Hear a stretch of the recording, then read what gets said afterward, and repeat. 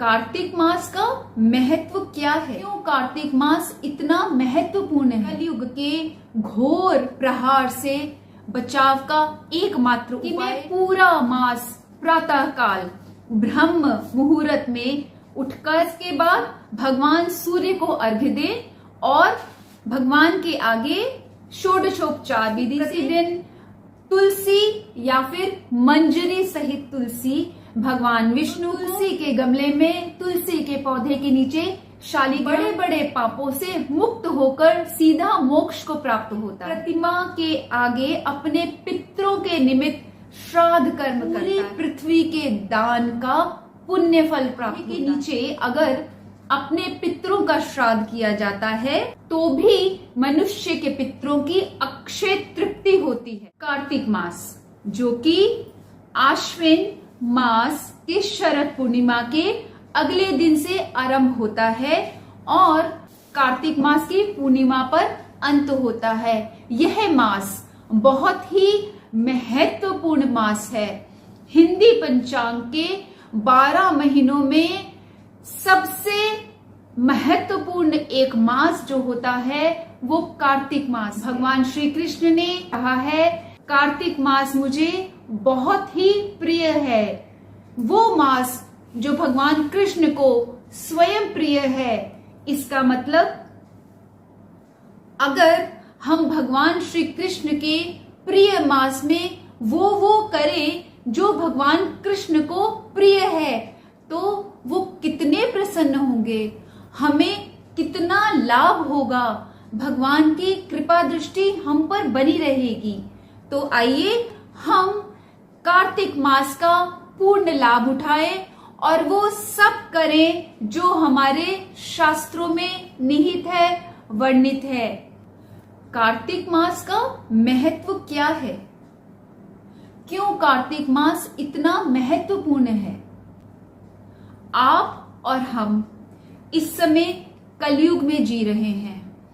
कलयुग के घोर प्रहार से बचाव का एकमात्र उपाय कार्तिक मास में जप, तप, पूजा, ध्यान, व्रत, उपवास और हरि आराधना। कार्तिक मास में पूरे माह भगवान कृष्ण की, भगवान विष्णु की, माँ लक्ष्मी की पूजा करने से हम अपने आप को कलयुग के घोर प्रहार से बचा सकते हैं, अपनी रक्षा कर सकते हैं।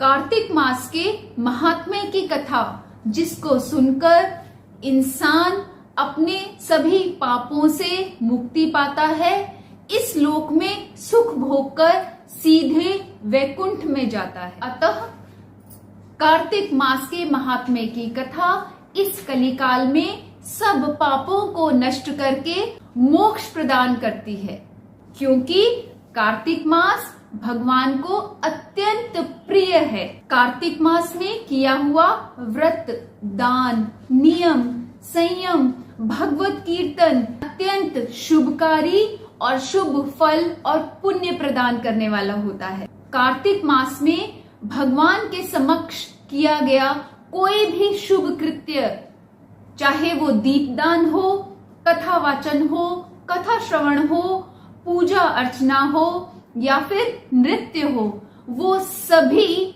शुभ फल देने वाले होते हैं। इससे बढ़कर कोई भी तप या यश नहीं है। कार्तिक मास के आरंभ में सर्वप्रथम हमें भगवान विष्णु और माता लक्ष्मी के समक्ष हाथ जोड़कर प्रार्थना करनी चाहिए कि हे प्रभु, हे माँ लक्ष्मी, मुझे शक्ति दो, मुझे भक्ति दो कि मैं पूरा मास प्रातः काल ब्रह्म मुहूर्त में उठकर स्नान करूं और ये प्रण कीजिए कि मैं यथासंभव पूरे कार्तिक मास में प्रातः काल उठकर स्नान करूंगा। उसके बाद भगवान सूर्य को अर्घ्य दें और भगवान के आगे षोडशोपचार विधि से या यथासंभव आप भगवान की पूजा अर्चना और आरती कीजिए। याद रहे, भगवान श्री कृष्ण को, भगवान विष्णु को तुलसी बहुत प्रिय है, इसलिए याद रहे कि प्रतिदिन तुलसी या फिर मंजरी सहित तुलसी भगवान विष्णु को जरूर अवश्यमेव भेंट करें। किंतु रविवार और एकादशी के दिन तुलसी को तोड़ना वर्जित होता है, इसलिए आप एक दिन पहले ही तुलसी या मंजरी सहित तुलसी तोड़ के अपने पास रख दें और अगले दिन वही तुलसी भगवान विष्णु को अर्पित करें। सुबह शाम तुलसी माता की वंदना और आराधना करें, उनकी आरती करें, तुलसी स्तोत्र का पाठ करें और सुबह तुलसी माता में जल का अर्घ्य दें। पूरे कार्तिक मास अगर हो सके तो तुलसी के गमले में, तुलसी के पौधे के नीचे शालिग्राम की भी पूजा करें। कहते हैं तुलसी की मंजरी सहित अगर शालिग्राम भगवान का एक बूंद चरणामृत भी जो कार्तिक मास में उसका उपभोग करता है तो वो सीधा परम पद को पाता है और बड़े बड़े पापों से मुक्त होकर सीधा मोक्ष को प्राप्त होता है। कार्तिक मास में अगर कोई श्रद्धा भाव से शालिग्राम की प्रतिमा के आगे अपने पितरों के निमित्त श्राद्ध कर्म करता है तो उसके पितरों को भी वैकुंठ प्राप्त होता है। जो शालिग्राम की मूर्ति दान करता है उसे पूरी पृथ्वी के दान का पुण्य फल प्राप्त होता है। भगवान विष्णु को, माँ लक्ष्मी को, सूर्य देव को, गणेश भगवान को और शिव जी को आप प्रतिदिन ताजे पुष्प अर्पित कीजिए और भगवान विष्णु को तुलसी अर्पण की महिमा का तो बखान ही नहीं किया जा सकता।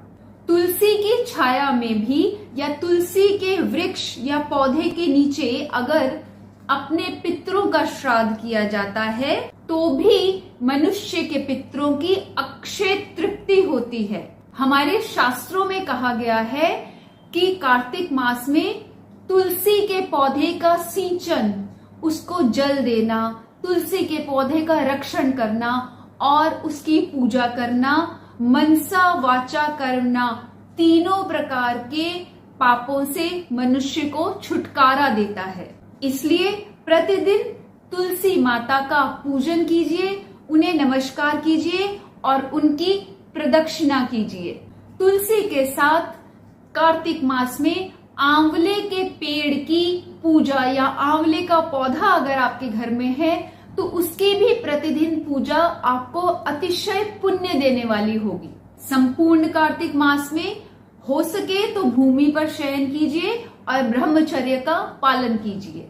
संपूर्ण कार्तिक मास में क्या करना चाहिए, क्या नहीं करना चाहिए, भक्ष्य अभक्ष्य का ध्यान रखें। इस चैनल से जुड़े रहें और आने वाले वीडियोस में मैं आपको यथासंभव ये सभी जानकारी देती रहूंगी।